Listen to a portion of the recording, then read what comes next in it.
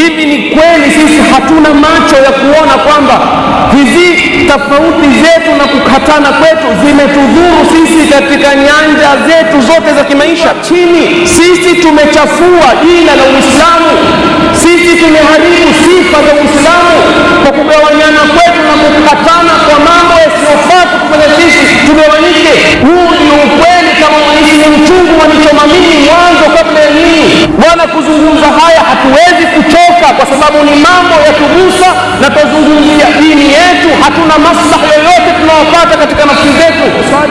Hivi kwenye Qur'ani hii yetu hakuna aya, kwenye mafundisho ya Mtume hakuna hadithi zinazotuonyesha sisi Waislamu kuwa kitu kimoja ni wajibu, na kuwa kitu kimoja ni dharura, kimoja ni nguvu, na kuwa kitu kimoja ndio kufaulu kwenu. Hakuna aya kwenye Qur'ani. Kutafautiana si tatizo hilo, wala halikukanywa hilo. Wale wema waliotangulia walikuwa hawataki kabisa kukaa kushirikiana vizuri na ahlul bid'ah.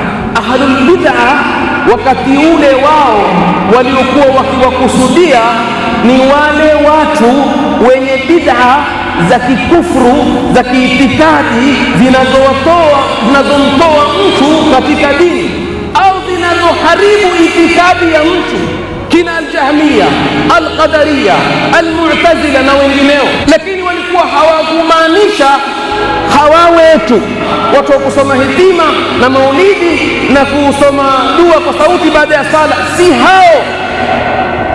Tofauti hizi zipo kwenye vitabu vya fiqh.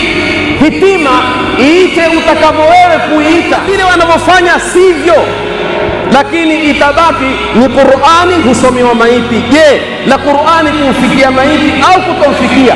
Hawajatofautiana wasomi, bal kauli ya jumhur ya Imamu Ahmad, madhhabu al-Hanabila na al-Malikia wanaona kwamba kusoma Qur'ani useme Mola wangu thawabu hizi zimfikie maiti, zamfikia. Imamu Shafi'i ambaye ndiye tunayemfuata sana huko Sharq Afrika, yeye waona Qur'ani haimfikii maiti. So tukitoa namna wanavyoisoma hitima tuitoe kwenye namna wanavyoifanya, lakini asili ya Qur'ani kumfikia maiti na kutokumfikia ni masala wanazuoni wametofautiana. Kuomba dua baada ya sala ni masala wanazuoni wametofautiana. Kunuti katika alfajr ni masala wanazuoni wametofautiana. Sala ya tasbihi, wanazuoni wanaoona hadithi inayozungumzia sala ya tasbihi ni dhaifu.